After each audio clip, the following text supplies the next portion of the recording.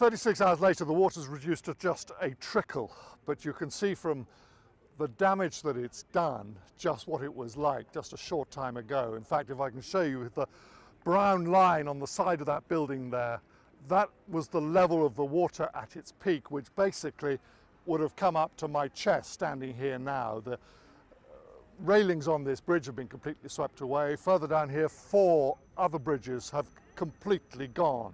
And of course, for the suburban housing that surrounds this area, the water simply ripped through. Residents we've talked to have described how 7 p.m. on Tuesday evening, the water was coming up to their ankles. Many people went to try and move their cars, get them out of the way. 15 minutes later, it was up to their waists.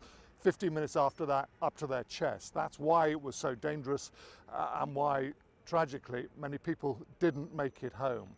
Now, this area thought it was resilient. It's important to remember this sort of storm is not unusual in Valencia or along Spain's Mediterranean coast, but this of course was many times worse than had been anticipated. These sort of ravines where the water is supposed to run away, it turns out, are completely inadequate to deal with the sort of storms that we're now seeing.